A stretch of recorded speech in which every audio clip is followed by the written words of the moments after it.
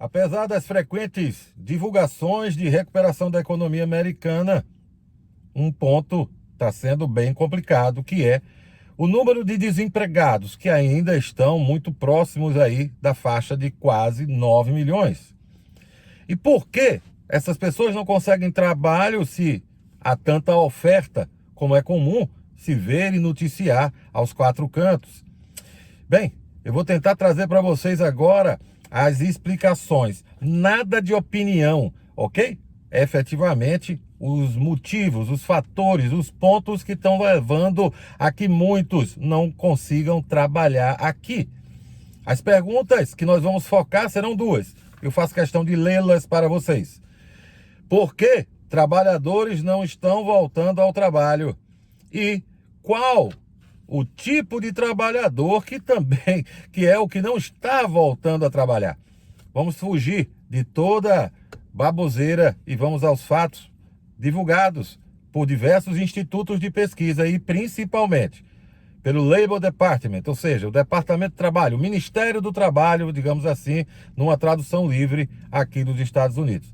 Quero também convidá-lo aqui, se você ainda não é inscrito, se inscreva, marque no sininho, para que assim você possa receber as notificações. E lembrando, na hora de marcar no sininho, marque para receber todas as notificações. E claro, siga-me também no Instagram, @TemFacundoNaAmérica, porque lá, entre outros temas, eu sempre aviso quando tem vídeo novo por aqui.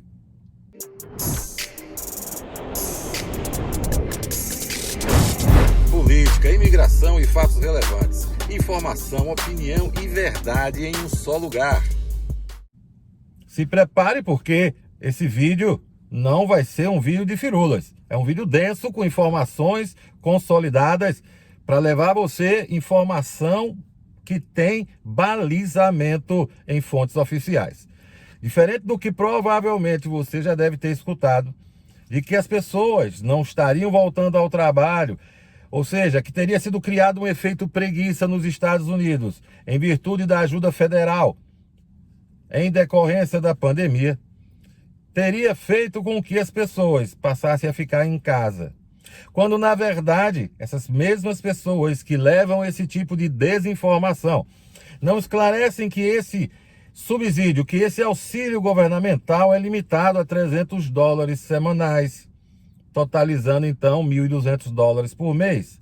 E com esse valor, ninguém vive, digamos assim, de boa, muito menos vive mais ou menos aqui nos Estados Unidos. Não paga um aluguel, não é suficiente para as suas necessidades básicas, muito menos para gerar uma zona de conforto. Na verdade, esses valores apenas impedem que a pessoa entre, como se diria na minha região, na míngua. Somado aos $300 do governo federal, há também o seguro-desemprego, que é administrado estado a estado. E os valores variam de pouco mais de $200 a algo de 400 e uns quebradinhos, obviamente, dependendo de cada estado. Que também não muda muito a situação. Repito, traz apenas a condição de subsistência para as pessoas que aqui estão. Acontece também que muitos esquecem de informar que já no mês de junho, 20 estados americanos já não promoviam mais auxílio-desemprego, seguro-desemprego em virtude da pandemia. Obviamente, só aqueles casos da pessoa que já estava, já havia retornado ao trabalho e que por algum motivo era desligado da empresa, passaria a ter acesso, como existe normal, o plano de seguro-desemprego, mas não mais em virtude exclusivamente da pandemia.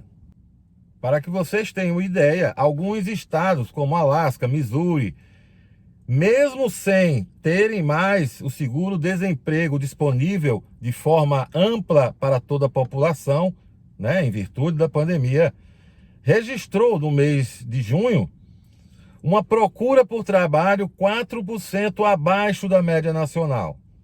E agora nós vamos buscar passar para vocês os reais fatores que fazem com que milhões não estejam voltando ao trabalho. E a primeira pergunta que eu irei te responder é: qual é o segmento, qual é o grupo, o nicho da força de trabalho que não está retornando. Sim, é aquela de mais baixa renda. E você vai entender por quê. Essas pessoas, para trabalharem, elas precisam enfrentar o transporte público. E sim, ainda há um receio muito grande do contágio, em virtude de muitas pessoas aqui nos Estados Unidos não estarem se vacinando, e não por falta de vacinas. Associado a isso, até então, as escolas não haviam retornado com aulas presenciais, o que levam essas pessoas à necessidade de proverem babás para seus filhos, ou ficarem em casa cuidando deles.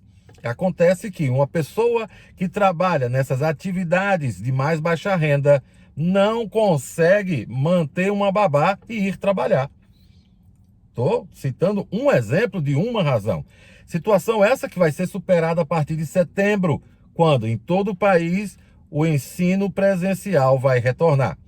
Para vocês terem ideia, no mês de junho, 46% das pequenas empresas não conseguiram trabalhadores para suas funções.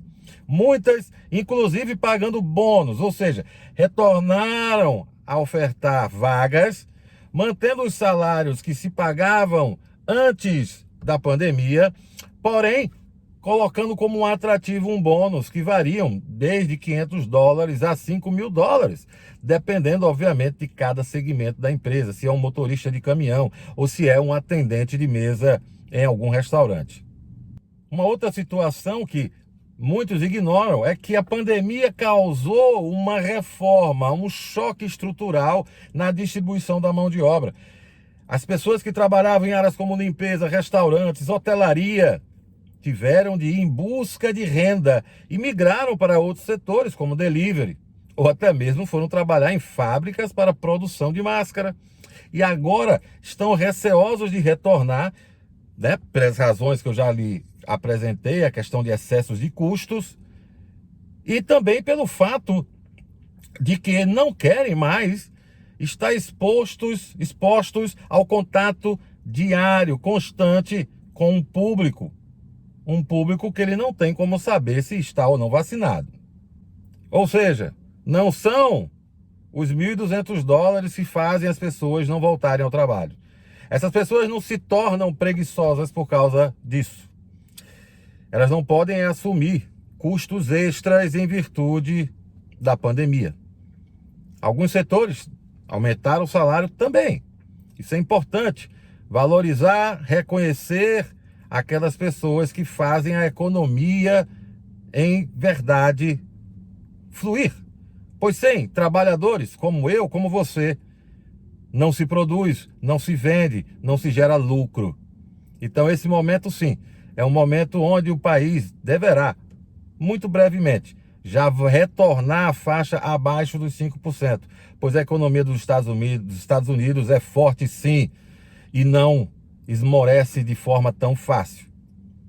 E as pessoas agora vão poder finalmente retornar ao mercado de trabalho, recebendo sim uma remuneração mais justa e com a certeza e a tranquilidade de que seus filhos estarão bem cuidados. Cheiro para as meninas, um abraço para os marmanjos, vida longa, morte rápida.